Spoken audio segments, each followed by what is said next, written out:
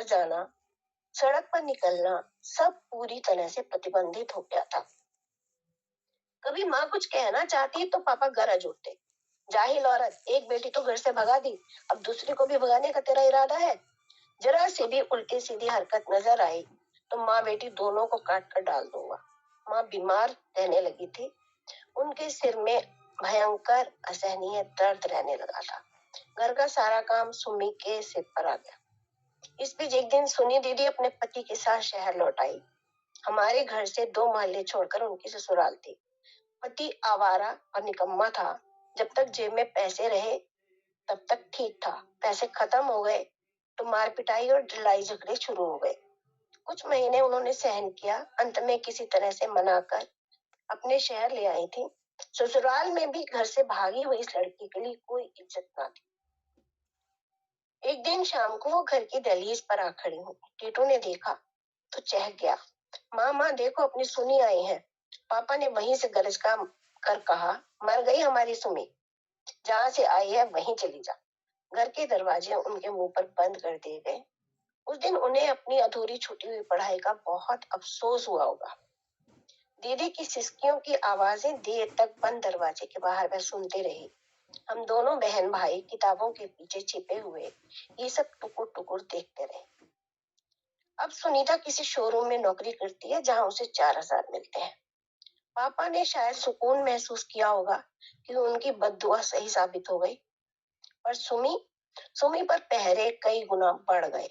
उसकी एक एक गतिविधि पर कई आंखें टिकी रहती हैं। घर में रिश्तेदारों का आना जाना बंद हो गया। केवल कुछ गिने चुने लोग ही आते, उनमें भी सुमी 7 तालों में बंद रखी जाती। सुमी हिस्टेरिक हो गई थी। किसी पुरुष की आवाज सुनते ही उसे दौरा पड़ जाता। इस बीच मौसी ने सलाह दी कि इसके लिए कोई वर्ड ढूंढकर इसे विदा कर दो। पहले तो पापा भड़क गए, भाग जाने दो इसे भी किसी के साथ, किसी दिन देख लेना। और बाद में वो मान गए। एक बैंक में क्लर्क लड़का खोजा गया। लड़के के पिता नहीं थे, माँ थी। एक सादे से समारोह में शादी हुई।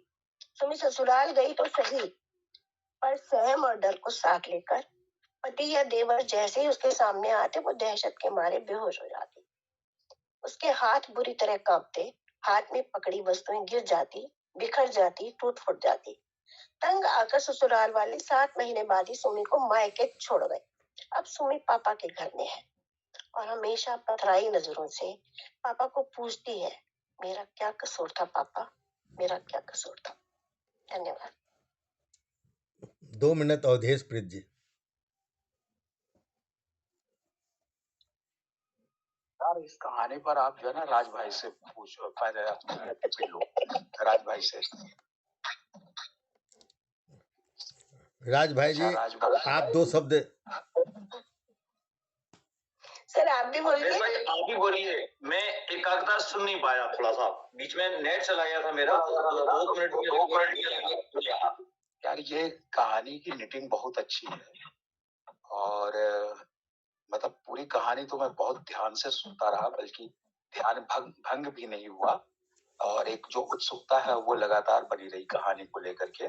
इसकी नेटिंग भी बहुत खूबसूरत है, मैं स्थितियों का चित्रण भी बहुत खूबसूरत है, लेकिन मैं थोड़ा सा अभी द्वंद में हूँ इस कहानी को लेकर के कि ये जो कहानी जिस लड़की के माध्यम से, छोटी बेटी के माध्यम से जो ये कहानी कही जा रही है, नरेट कर रही है जो कहानी, उसका तो शीर्षक के साथ रिश्ता बनता है कि मेरा क्या कसूर था पापा या है पापा।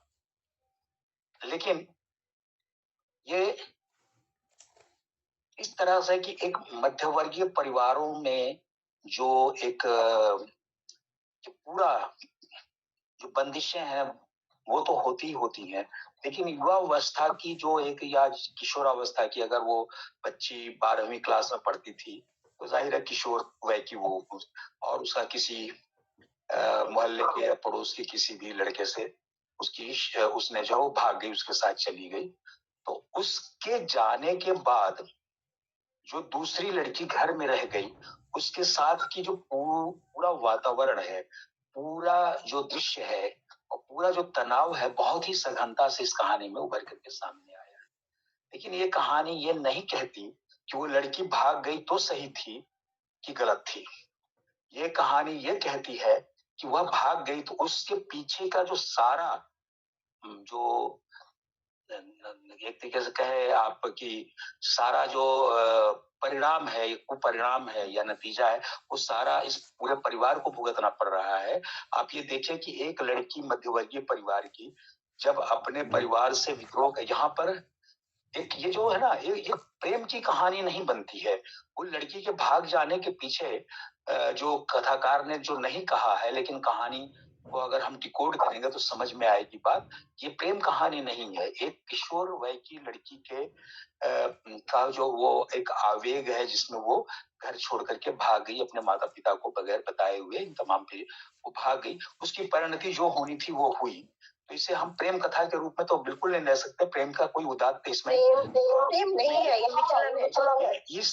इस कथा के इस हिस्से को इसलिए लिया गया है क्योंकि उसकी जो परिणतियां थी, जो ये घर में रह गए थे जो लोग, जो घर था उस पे क्या असर पड़ा, ये उसकी कथा के लिए उसको भाग जाने के पीछे की जो रिपरकशंस थे या जो परिणतियां थी वो ये होनी थी और ये हुई। और आमतौर पे मध्यवर्गीय जीवन में जहाँ बहुत सारी चीजें होती हैं कि समाज है, परिवार है, रिश्ते नाते हैं, लड़कियों को लेकर के बहुत सारी वर्जनाएं हैं, उन तमाम के बीच अगर कोई लड़की, किसी मध्यवर्गीय परिवार की लड़की भाग जाती है और वो भागती भी है तो ऐसे वैसे नहीं गहने जेवर कपड़े लेके भागती है, तो जाहिर है कि उसे किसी न किसी रूप में भागने के पीछे जो भी प्रेरणा रही हो, लेकिन उसकी कुल परिणति जो ये परिवार रह गया है उसमें जो एक बच्ची, उसकी जो छोटी बहन रह गई है, जो उसका भाई है, जो उसकी माँ है, और इवन पिता भले ही सब पे गुस्साते हैं लेकिन एक अच्छे पिता थे जिसकी परिणति जो है इस रूप में हुई कि वो लड़की जब भाग करके चली गई, उनकी बड़ी लड़की भाग गई, तो इनका पूरा, क्योंकि इनका पूरा जो सपना था, एक मध्यवर्गीय परिवार के पिता का जो स्वप्न होता है अपने बच्चों को लेकर के, उसके साथ साथ जो मध्यवर्गीय परिवार का जो एक सामाजिक जो वो होता है, कह सकते हैं वर्जनाएं होती हैं या सामाजिक रूप से जो सरोकार होते हैं, वो इतने गहरे होते हैं कि उन्हें तुरंत लगता है कि ये इज्जत हमारी चली गई। तो वो उनका वो जो पूरा असर उनकी मनस्थिति पर, उनके व्यक्तित्व पर, उनकी बनावट पर पड़ता है। और एक जो हमारा समाज है, मध्यवर्गीय समाज है, उसमें पुरुष ऐसे आघात से जब गुजरता है तो उसके व्यक्तित्व में आ गया बदलाव, जो वो बहुत ही कर्कश हो गया है, बहुत ही क्या क्रूरता की हद तक वो चला गया है। पत्नी को डांटता रहता है, बेटी को डांटता है, हमेशा शक करता है। ये तो एक बड़ी ही मतलब एक ऐसी कहानी है जिस कहानी को मैं कह सकता हूँ कि बहुत खूबसूरती से नेट की गई है, और इसमें जो तनाव क्रिएट किया गया है बहुत ही शानदार है, बहुत बढ़िया है। और इसके लिए मैं जो है स्नेह गोस्वामी जी को बधाई देना चाहूँगा। बहुत बहुत धन्यवाद स्नेह गोस्वामी जी। आप चाहते थे कि अवधेश प्रिय जी आपकी कहानी पर टिप्पणी करें, बहुत ही सटीक। नहीं, सही में आपने बात को पकड़ा, बहुत बढ़िया, क्योंकि बहुत बड़ी बेटी का निश्चित तौर पर कहानी सुनने में तो अच्छी लगी रही थी। अच्छा, अब हम समापन की ओर है। क्या राजप्रिया रानी जी मंच पर आ गई हैं क्या? एक बार देख ले, और नहीं तो हम समापन की ओर जाएंगे। राजप्रिया रानी जी मंच पर नहीं ना है, और कोई तो शेष नहीं रह गए हैं। मैं चाहूँगा, हमारी इच्छा है कि सब जब इतने विलम्ब देर तक हम बैठे हैं, अवधेश जी भी बैठे हैं, तो राज जी अभी अपनी एक छोटी सी कहानी सुना दें तो बड़ा अच्छा होता। और फिर पता नहीं फिर मौका कब मिलता है। तो अभी वो समापन पर अंत में राज जी से मैं चाहूँगा कि आपको छोटी सी कहानी हमें सुनाए, और अवधेश जी आज उस पर टिप्पणी देंगे। राज जी। दरअसल हम लोगों की आदत क्या है, हम तो अवधेश जी के कुल के हैं, खानदान के हैं, कि छोटी कहानी नहीं लिख पाते। कहानी थोड़ी लंबी हो जाती है, वो 10-12 पन्नों की, 15 पन्नों की हो जाती है, लेकिन जब छोटे में हम नहीं कह पाते। लेकिन देखिए, ऐसा है राज जी, ऐसा है राज जी कि जब हम भी लंबी लंबी कहानियां लिखते हैं, लेकिन जब आकाशवाणी कहता है कि 10 मिनट की कहानी सुनिए, तो उसी को छोटा करके सुनाना पड़ता है आकाशवाणी के लिए। आप समझिए कि हमारे ऑनलाइन के लिए भी आप कोई छोटी कहानी सुनाइए, तो या कोई अंश सुना दीजिए कहानी का। मैं चलिए एक लघु कथा सुना देता हूँ। चलिए, स्वागत है, स्वागत है। क्योंकि समय बहुत हो चुका है, नहीं तो आपकी पूरी लंबी कहानी भी सुनते। नहीं, मैं तो केवल आज सुनने के लिए आया था, नहीं नहीं नहीं बढ़िया नहीं, कहानियां बहुत सुनी। बहुत धन्यवाद। लेकिन और आपके लोग कथा ऋचा सुन ऋचा लेंगे वर्मा तो जी की कहानी पर भैया ने, अवधेश भैया ने जो टिप्पणी की है बहुत जी, शानदार और बड़ी बहुत शानदार शानदार। वो भी अपने आप में कहानी रचना है। है। अवधेश जी ने जितनी बातें कहा सबकी रचनाओं और कविताओं के बारे में, अपने आप में वो एक रचना है। बहुत बहुत मैं वही धन्यवाद वही कह रहा था जी। कि बड़ी अच्छी कहानियां पढ़ी गई और उन पर बात मतलब अच्छी की अवधेश भाई ने। चलिए, अंत में तो आपकी लोक कथा। सुनो रति, हम किसान हैं, झूठी बातें बोलने में जी कांपता है, बालकिशन बोला। अरे मैं तो ये कह रही हूं कि आज ये 3 बोरा टमाटर लेकर मंडी सीधे मत चले जाना, नहीं तो वही 100 रुपया कुंटल का दाम मिलेगा। कल की तरह ऐसा करना कि किसी हाथ ठेला वाले के साथ गली गली जाकर बेच आना, जिससे 1000 रुपए कमा लोगे कल की तरह। अपनी मोटरसाइकिल पर टमाटर के बोरे बांध रहे बालकिशन को उसकी पत्नी रति ने दूसरी बार समझाया। बालकिशन बोला, मुझसे नहीं होते ये हल्के और फर्जी काम। रति हैरान थी, बोली, फर्जी काम क्यों लगा आपको घर घर जाके माल बेचना? हल्का तो इसलिए कि गली गली भिखारियों की नाई आवाज लगाते फिरना पड़ता है वहां गांव में, शहर में। और सही बोलूं, फर्जी इसलिए है कि अपने ये टमाटर बिगड़े टमाटर हैं। कच्चे, पीले और छोटे बेस्वाद टमाटर को मैं चिल्ला चिल्ला कर लाल स्वादिष्ट टमाटर बताकर बेचूं, ये मेरा मन गवारा नहीं करता। रति अपना माथा ठोकते हुए बोली, आपके जैसा झूठी ठसक वाला आदमी नहीं देखा। अरे भले आदमी, कभी टेलीविजन भी देख लिया करो, जहां गुटखा, कोल्ड ड्रिंक और दूसरी किस्म किस्म की लाखों खराब चीजें बेचने के लिए हमारे मुल्क के बड़े बड़े फिल्मी सितारे और खिलाड़ी रात दिन चिल्लाते रहते हैं। हम जैसे किसान से ऐसे नाटक नहीं हो पाते और आइंदा कभी मत कहना, कहते हुए बालकिशन ने मोटरसाइकिल को स्टार्ट करने के लिए जोर से मार दी। रति माथा ठोकती रही। बहुत बहुत धन्यवाद। और संपूर्ण रूप से अब अंत में अध्यक्षीय उद्बोधन के साथ मैं अवधेश प्रिय जी को आमंत्रित करता हूं, संक्षिप्त में अपने विचार दें। क्या कहूँ, ये इसने तो अंत में जो कही गई जो लघु कथा है, ये पूरे आयोजन, आज के जो कार्यक्रम के आयोजन को एक सनाके में डालती है, एक ऐसी स्थिति में डालती है कि हर सुनने वाले को लगेगा कि अरे, कहा कोई कथा ऐसे भी कही जा सकती है। हमारे इर्द गिर्द चीजें हैं, लेकिन उन चीजों में हम कथा कैसे ढूंढते हैं, उसका सबसे बेस्ट उदाहरण है यह कथा। लघु कथा में भी एक बेहतर उदाहरण है। और साथ ही साथ जो एक गहरा व्यंग्य है वो ये है कि बड़े से बड़े सितारे, खिलाड़ी जो कर रहे हैं काम, वह खराब से खराब चीज को बेच करके जो कर रहे हैं, उसके मुकाबिल पत्नी के तमाम दबाव देने के बावजूद अगर बालकिशुन उस बात को स्वीकार नहीं कर पा रहा, तो ये वही उसकी ताकत है। और पूरी कथा की यह ताकत है। पूरी लघु कथा में जो असली ताकत है, जिन शक्तियों के खिलाफ वो खड़ा हो जाता है, ये फर्जी काम मुझसे नहीं होगा, ये जो है भिखमंगों टाइप का जो ये आवाज लगा करके चीजें भेजना, यानी जो चीज मेरा माल जैसा है मैं उसको वैसे ही बेचूंगा, मैं इसको जो है मैं फर्जी तरीके से नहीं बेचूंगा। ये इसकी जो खुददारी है, एक किसान की जो खुददारी है, वह तो ये लघु कथा अपने आप में एक संपूर्ण है। चाहे ट्रीटमेंट की बात करिए, चाहे कथ्य की बात करिए, एक नए ढंग से एक दिखता हुआ टेलीविजन के पर विज्ञापनों को देखते हुए भी हमारे दिमाग में अगर ये बात एक किसान जीवन से जाकर के जुड़ती है, या वहां से कथ्य लेकर के लेखक आता है, तो यह उसका ऑब्जर्वेशन है, ये गहरा ऑब्जर्वेशन है। इसलिए मुझे लगता है कि लघु कथा जो लोग लिखते हैं, लिखना चाहते हैं, उसके लिए एक वानगी है ये लघु कथा। और इसके लिए मैं राज भाई को बहुत बधाई दूंगा। और आप सब लोग, मैं अपनी अंतिम बात कह देता हूँ, आप सब लोग जिन लोगों ने कहानियां सुनाई और जिन लोगों ने धैर्य से सबकी कहानियां सुनी, सबकी लोक कथाएं सुनी और उतने ही धैर्य से मुझे भी झेला, तो इसके लिए आप सबका बहुत बहुत धन्यवाद। और जैसा मैंने कहा था सिद्धेश्वर से कि मैं जितनी देर रुक पाऊं नहीं तो मैं चला जाऊंगा, लेकिन लिखने पढ़ने वालों के साथ ये क्या है ना, कितनी भी बीमारी हो, जो अपने जैसे हम ख्याल लोग जुड़ जाते हैं, हम कलम लोग जुड़ जाते हैं, तो वो जो बीमारी थोड़ी पीछे चली जाती है और ऊर्जा आ जाती है, शायद वो मोह नहीं सवरण कर पाया। तो आप सब लोगों के साथ मिल करके जुड़ करके बहुत अच्छा लगा।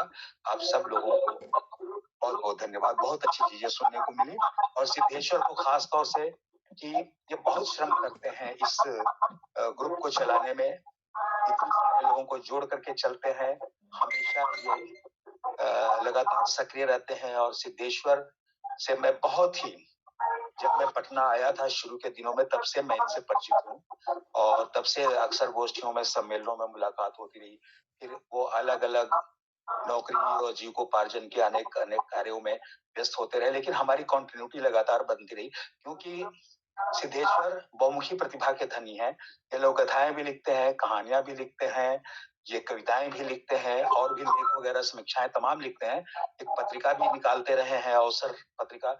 इसके साथ साथ नौकरी भी इन्होंने खूब की, लेकिन इसके साथ साथ यह है कि ये मेरे से लगातार कंटिन्यूटी में रहे। और इनकी, मैं एक अखबार में फीचर एडिटर होने के नाते मैं ऐसे तमाम गुणी लोगों को ढूंढता रहता था। तो सिद्धेश्वर की एक खूबी ये थी कि ये खूबी है तो अब इनकी तमाम बड़ी पत्रिकाओं में देश की इनके रेखाचित्र बनाए हुए इलस्ट्रेशन छपते हैं। लेकिन इसकी शुरुआत मैंने की थी। इनके जब इलस्ट्रेशन मैंने देखे तो मैंने इनको करीब पूरा लिफाफा, इन्होंने एक पैकेट भर के मुझे इन्होंने दे दिया था कि आपको जब जैसे जरूरत पड़े इसका इस्तेमाल कीजिएगा। और एक एक पैकेट में 25 से 50 जो इलस्ट्रेशन इनके होते थे, बहुत खूबसूरत, बहुत ही मायने खेज इलस्ट्रेशन होते थे। तो इस बात के लिए मैं शुक्रगुजार हूँ कि इनके इलस्ट्रेशन से भी मैं बहुत प्रभावित रहा हूँ। तो इसलिए सिद्धेश्वर की सबसे बड़ी खूबी यह है कि सिद्धेश्वर किसी वाद विवाद प्रतिवाद में नहीं होते हैं, ये संवाद बना के रखते हैं हर किसी के साथ। और आप इन्हें जो भी कहें, इतनी सक्रियता बना रहते हैं कि साहित्य में जो भी लिखना पढ़ना चाहता है, लिखने पढ़ने में सक्रिय है, लिखने पढ़ने से, उनका ये स्वागत करते हैं। तो मैं अपनी ओर से आप सब लोगों को धन्यवाद देता हूँ। सिद्धेश्वर, आपको भी बहुत धन्यवाद।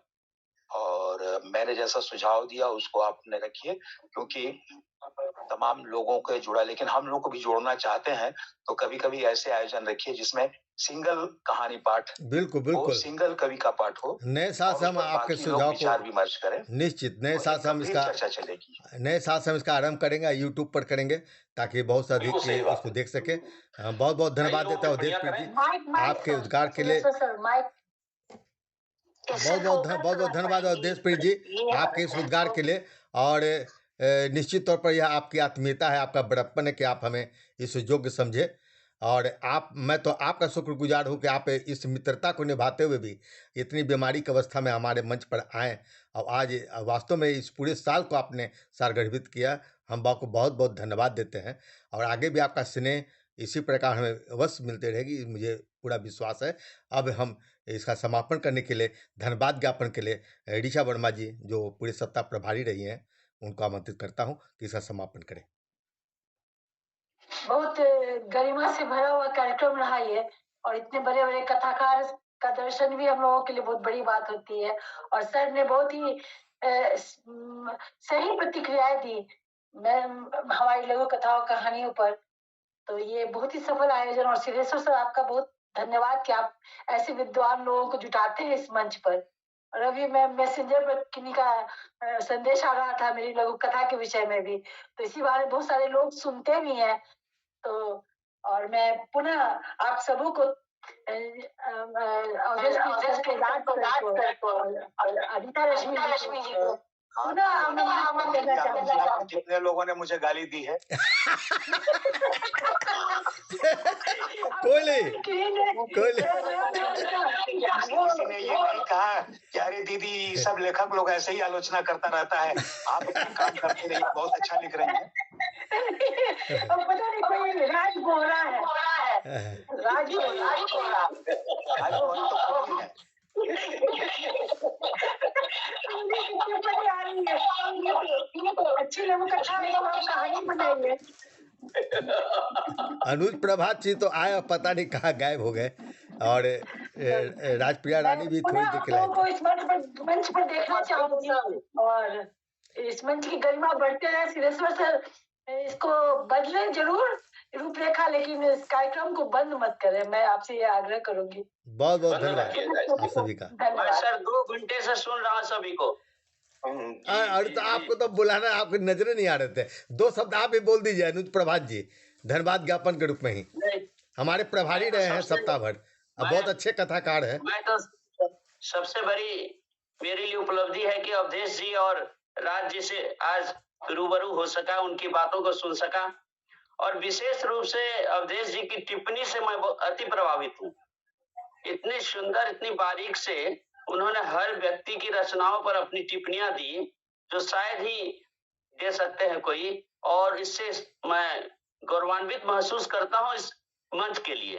आपका आना और राज जी की छोटी सी लघु कथा टमाटर वाले विषय पर तो अति मार्मिक है कि आज के जो ये प्रचारक हैं हमारे बॉलीवुड के, उन पर कितनी बड़ी चोट है, और एक किसान कितना बड़ा अपने आप को स्वाभिमानी महसूस करता है, यह सबसे बड़ी बात है।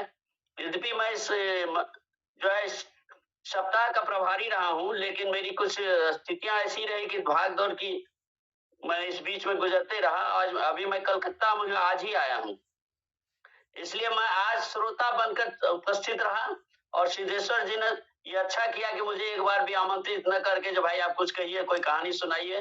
मैं जान रहा था कि आप आज ये कहानी के लोक कथा सुनाने मूड में है नहीं, आप कलकत्ता घूम रहे हैं, तो मैं धनबाद का पर बुलाया, लेकिन मंच पर नजर नहीं आ रहे थे। चलिए आप आ गए, इसके लिए बहुत बहुत धन्यवाद। नजर तो मैं तो हर एक का सुना, एक 2 घंटा से मैं कंटिन्यूस अच्छा श्रोता मैं अवश्य हूँ। और सबसे बड़ी बात है कि अवधेश जी जैसे बीमार, जो तबीयत उनकी खराब है, और अंत तक बने रहे, कार्यक्रम की सबसे बड़ी सफलता यही है। बहुत बहुत धन्यवाद आप सभी का। शुभ रात्रि। अवधेश जी से मुलाकात और राज जी से मुलाकात मेरे लिए बहुत बड़ा। देखिए अवधेश जी सच बोले, देखिए ऑक्सीजन लगा लिया नाक में, देखिए अभी लगाए कि नहीं। वास्तव में बहुत बड़ी बात है, इस स्थिति में भी हमारे मंच पर हैं। और प्रेम जी को भी निवेदन करें कि आप इसी तरह मंच पर हमारे आते रहें। अनीता जी को बहुत बहुत धन्यवाद कि उन्होंने उन्हें लाया, मंच से जोड़ा, और अनीता जी का प्यार स्नेह तो हमेशा मिलती ही रही है। आप सभी का राज बोल रहे, प्रेम नहीं, और सॉरी, चलिए 2-3 बार आ जाए तो नाम भी याद हो जाएगी। रचना को इतना प्यार से सुना सबने, जी जी, तो बहुत सभी प्रेम ही नजर आते हैं। जी बहुत बहुत धन्यवाद आप सभी का। पुनः हम मिलते हैं आप लोग से। शुभ रात्रि, धन्यवाद, नमस्कार। आप सब लोग का बहुत बहुत शुक्रिया। शुभ रात्रि, सभी सुधीजनों को मेरा प्रणाम। जी।